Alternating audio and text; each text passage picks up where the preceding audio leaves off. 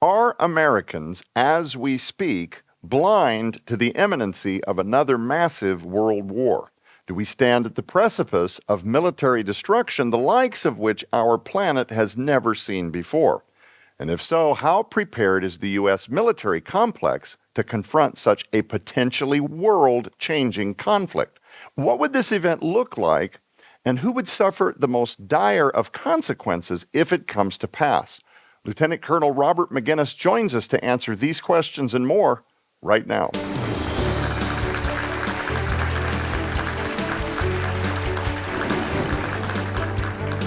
Hello, everybody, and welcome back to SkyWatch Television. I'm Joe Artis-Horn. Today, we continue with our special guest. He's an expert on national security and foreign affairs whose service includes working on multinational programs for the Department of the Army at the Pentagon, Lieutenant Colonel Robert Maginnis.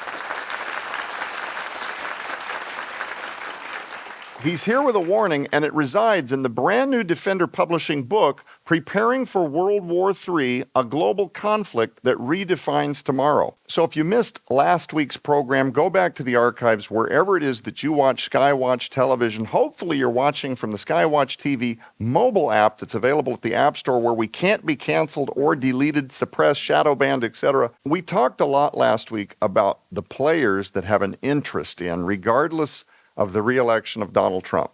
Even as he's sitting there at the time of this recording, president-elect, and we discussed he's likely making phone calls to global leaders, and he's trying to get cooler heads to stave off the idea that we're facing an imminent World War III. Right. You put on a clinic last week in which you basically asserted that we are more ready for a World War III now in terms of the likelihood of one than we've ever seen before, but we're not prepared in terms of a military response like your average American probably assumes that we are. If you missed last week, you have to go back to the archives and get caught up. It's all in the book, Preparing for World War III.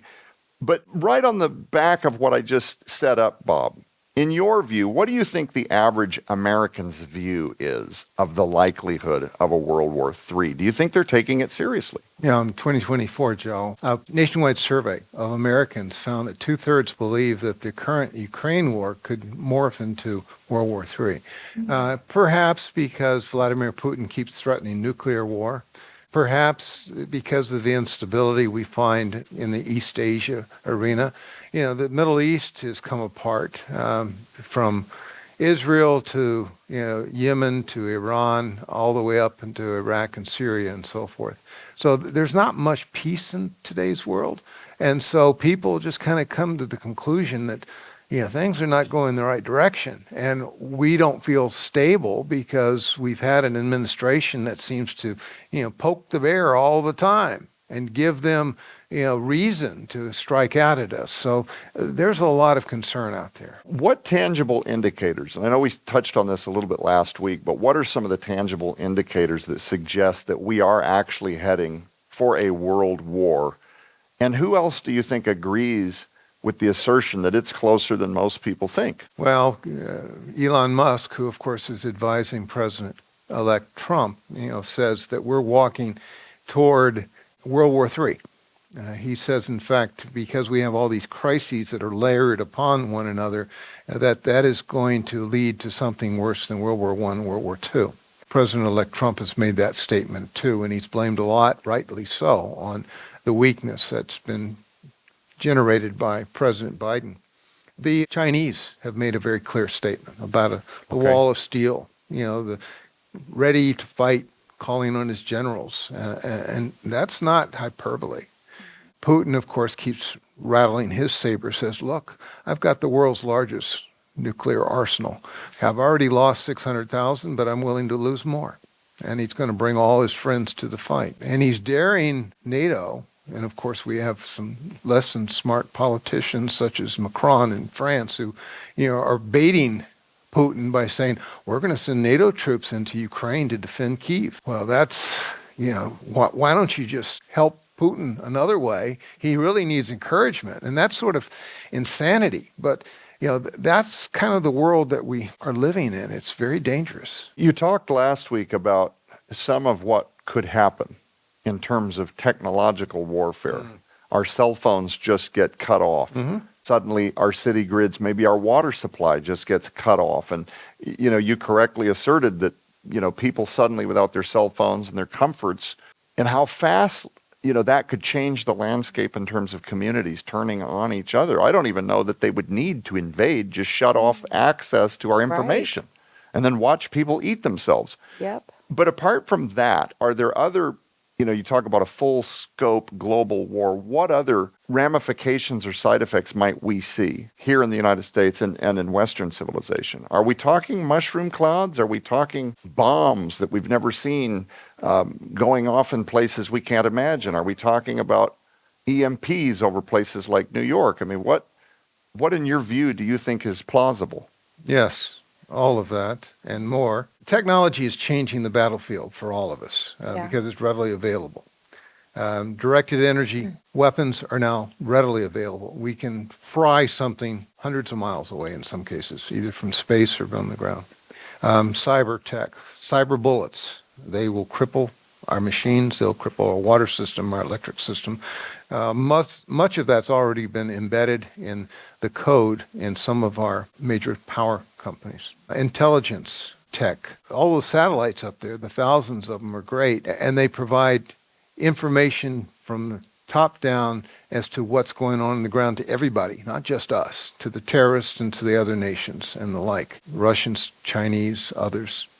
Certainly nuclear tech. It's not an exaggeration to say that the Russians have improved their nuclear capabilities. Putin may have denied his people certain things, but he has not denied his nuclear forces modernization. We have. We have seriously degraded our capability. We may have 5,000 warheads, but not that many of them are operational. Same thing with ballistic missiles, and the Russians have really improved their ballistic missile delivery, especially the hypersonics, which we've seen demonstrated on a couple of occasions in Ukraine. And I got a question earlier from someone else about our ability to knock down hypersonics. It's limited.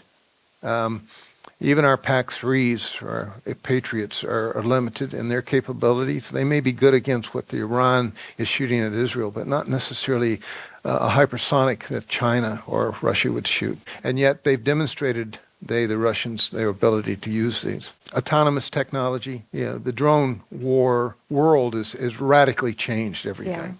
You can kill a tank with a small drone if you know what you're doing. And even the people in Ukraine, some very young warriors have figured out how to use drones in a way that is devastating. The Russians have too. And of course, the Russians get a lot of help from China behind the scenes and from Iran. So you have those sorts of things. The other technologies that we're right on the cusp of coming up to, you can't see targets, you can't see ships, you can't see tanks. You have super accurate technologies that are delivering arsenals of killing to large groups. The technology is phenomenal. We don't exclusively own it. We have some of it. And we haven't been equipping our forces, much like the Chinese have, more so than us.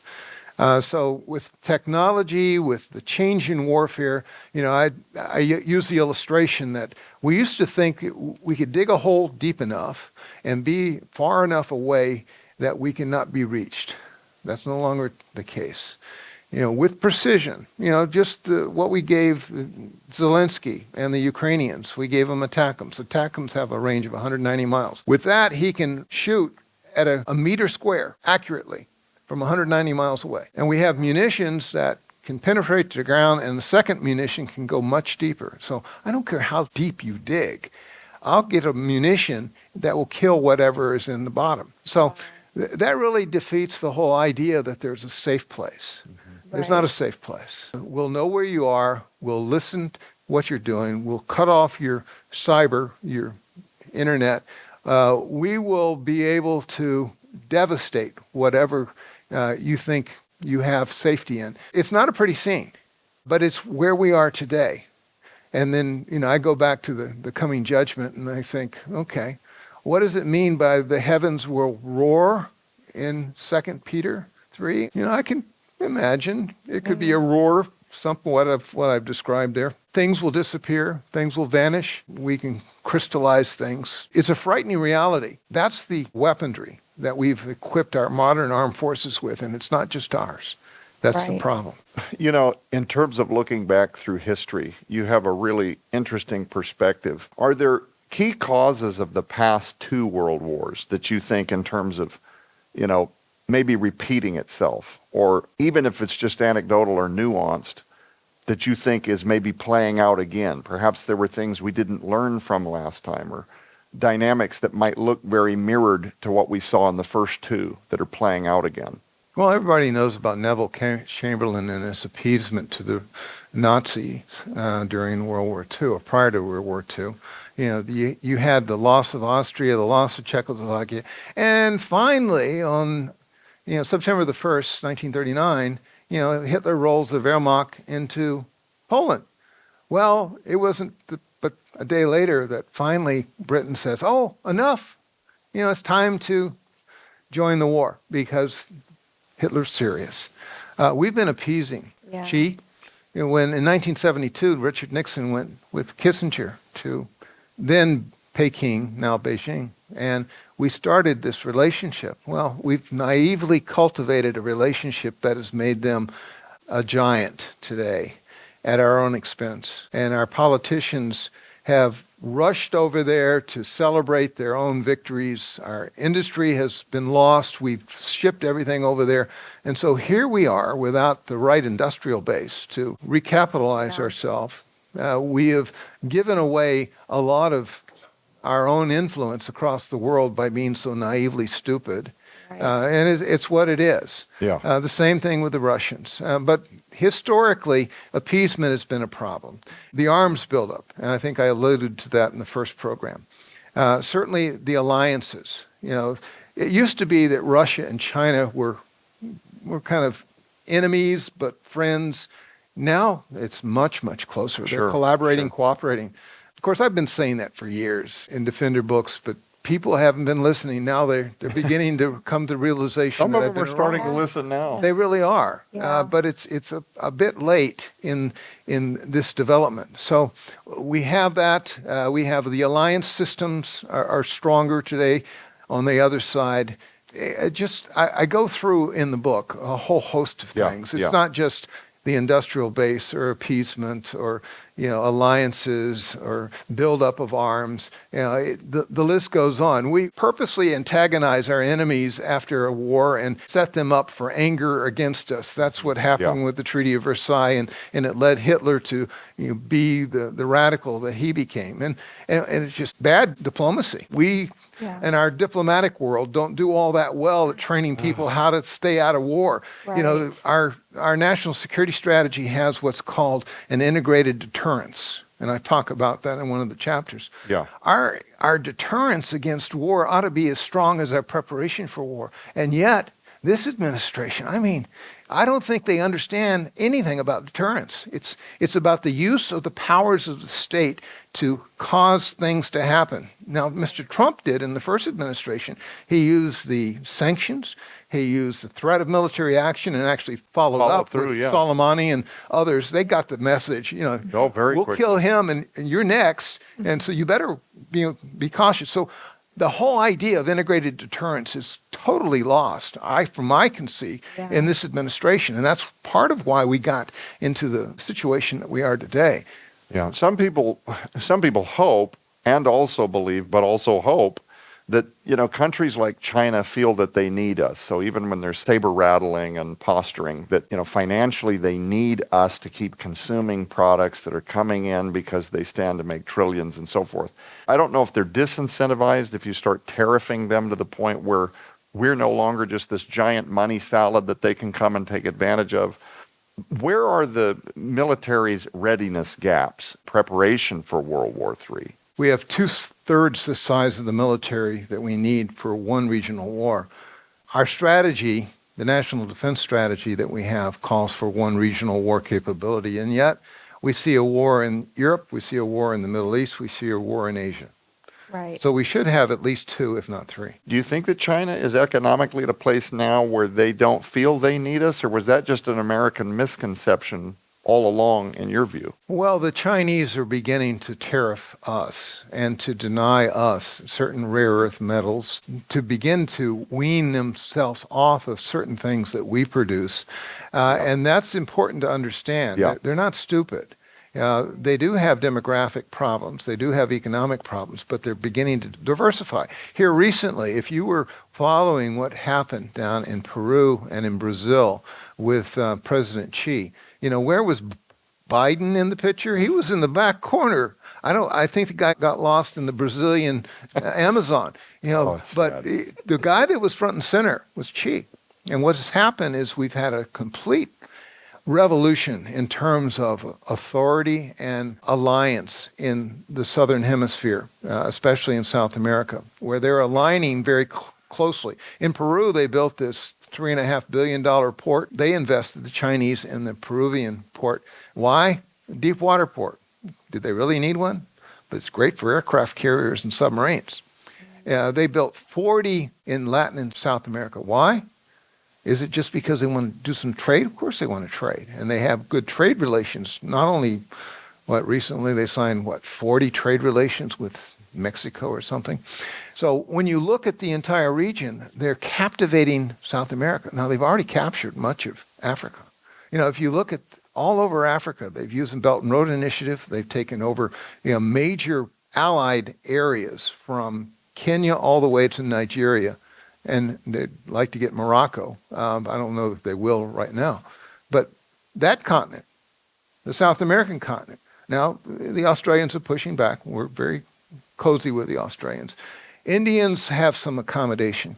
Eastern Europeans they're seized by war. It's interesting. Most people don't know, but Chinese consider themselves an Arctic country. Do you know that? I did not know that. No, they do. They have icebreakers. Where would they use icebreakers? They're not going to use it near Beijing. They're not going to use it in East China or South China Sea.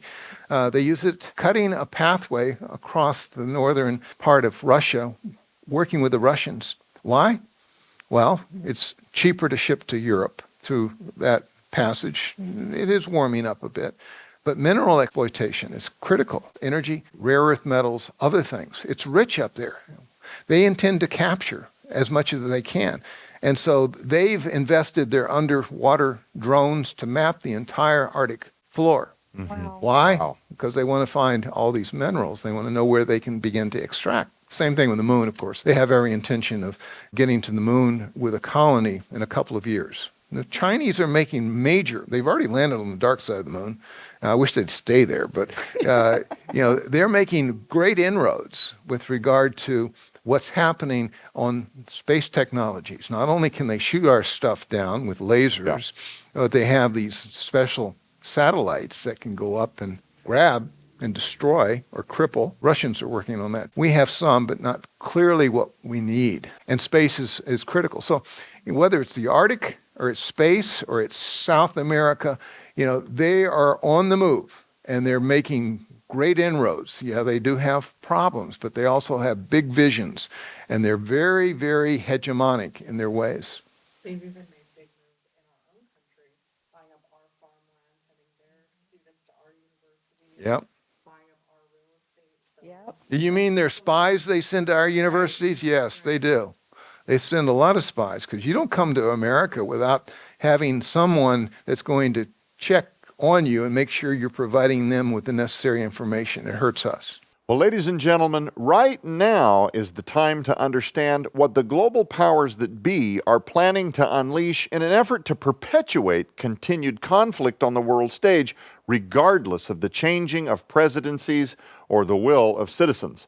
SkyWatchTV urges you to take advantage of the Preparing for World War III Hyper Collection. This incredible collection includes not only Lieutenant Colonel Robert Maginnis' new book, Preparing for World War III, A Global Conflict That Redefines Tomorrow, but it also includes his best-selling book, progressive evil, how radicals are redefining America's rights, institutions, and ideals, making her globally irrelevant for the end times. Now, you'll receive both of these urgently needed works, but that's not all. You'll also receive the Shadowland book and companion DVD that exposes everything from Jeffrey Epstein to the Clintons to the occult elite and reveals the deep state actors at war with Christianity, Donald Trump, and America's destiny. These best-selling features are both by the internationally acclaimed best-selling author Dr. Thomas Horn, with foreword by Lieutenant Colonel Robert Maginnis. Sold separately, these items hold a retail value of over $85. Yours now for your donation of only $45, which includes free shipping to all U.S. orders. You can support the ministry of Skywatch TV and help us continue spreading the gospel of Jesus Christ throughout the four corners of the world right now by scanning the QR code on your screen, using the camera app on your phone for instant access to this special opportunity. Visit us at skywatchtvstore.com or call 1-844-750-4985 and ask for the Preparing for World War III Hyper Collection right now.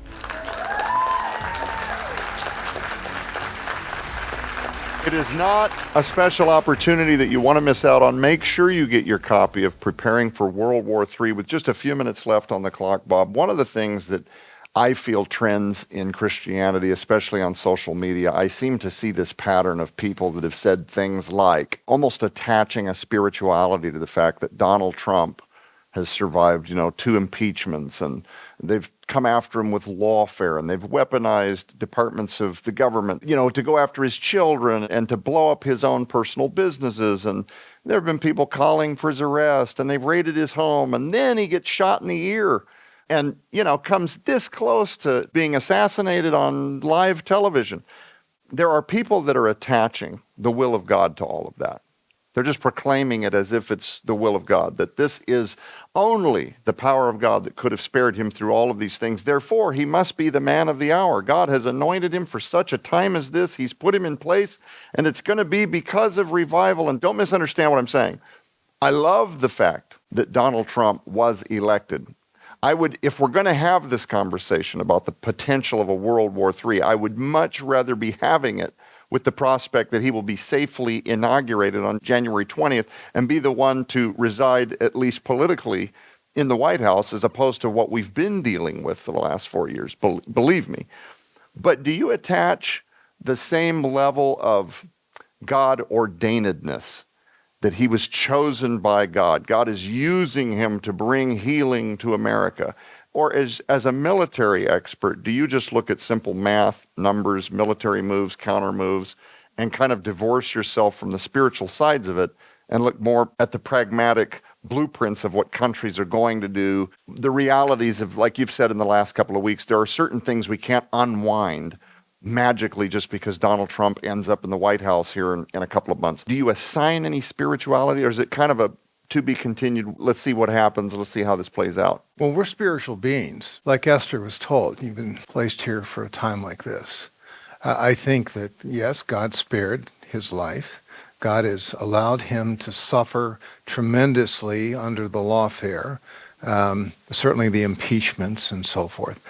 I don't know what God has in mind long term. It has certainly energized the culture, a certain portion of this culture, to his viewpoint, and persuaded people I never thought would come to a different position. And that may be why the Lord allowed this to happen. What we don't need to do, Joe, is to put our confidence in a man that is flawed like we are. Yeah, he was empowered by and saved miraculously by God's hand. However, there's so much that has gone wrong in this world, so much that needs to be fixed, and so much that is stacked against us at this point because of negligence over many, many years, that we need to, take the spirit of determination to turn this around, but we need not be naive that one man is a miracle worker. He's put in place some very good people, assuming they get the nod from the Senate. And they will do their absolute best to turn things around. But I said this first program that this is a giant aircraft carrier. Just because you want to turn it, it's not going to turn that easily. There's so much resistance. The spiritual issue has to be taken into account. We're constantly in a spiritual battle. We really are. And that's what's happening, I think, to a large degree in this country today. Whether it's the southern border, or it's the destruction of our large cities, it's the economy and hurting people. These are all, to the core, I would say, a spiritual issue that we have to come to deal with. So what the Christian ought to do is not put their faith in Donald Trump, but put their faith in God and be part of the solution. Yes. Unfortunately, too often, we want to sit back and say, well, let him do it. He's done so well. Well, God used him as a messenger, whether he knows it or not. And the message is, we need to put our faith in the Lord. We need to recognize where we are today and then go forth. I love that. Absolutely. Amen. Amen to that. These are never long enough. And we are going to deal in next week's program with more about what the Christian can do to start helping to pray our way out of this. And let me tell you something. There are things you can do civilly. You can primary people if you don't feel they reflect your views. You can help drain the swamp with your voting lever and so forth. But if you misunderstand that revival is not by way of who is elected into the White House, Amen. that's a completely separate issue. I love putting people in positions of leadership that reflect my morality. I love the fact that they're going to be doing things to try to help rectify some of the insanity that's made it into the school curriculum. I love those things, but that is not revival.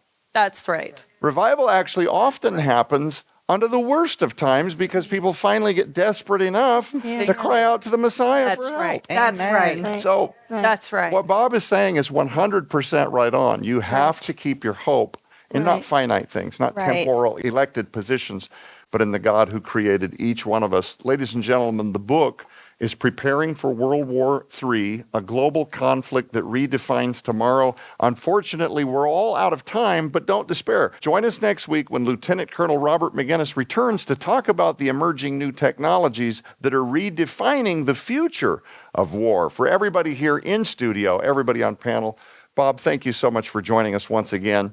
I'm Joe Ardishorn. Keep your eyes on the prize, which is Jesus Christ. We'll be back. SkyWatchTV urges you to take advantage of the Preparing for World War III Hyper Collection. This incredible collection includes not only Lieutenant Colonel Robert Maginnis' new book, Preparing for World War III, a global conflict that redefines tomorrow, but it also includes his best-selling book, Progressive Evil, how radicals are redefining America's rights, institutions, and ideals, making her globally irrelevant for the end times. Now, you'll receive both of these urgently needed works, but that's not all. You'll also receive the Shadowland book and companion DVD. Sold separately, these items hold a retail value of over $85. Yours now for your donation of only $45, which includes free shipping to all U.S. orders. You can support the ministry of SkyWatchTV and help us continue spreading the gospel of Jesus Christ throughout the four corners of the world right now by scanning the QR code on your screen, using the camera app on your phone for instant access to this special opportunity. Visit us at skywatchtvstore.com or call 1-844-750-4985 and ask for the Preparing for World War III Hyper Collection right now.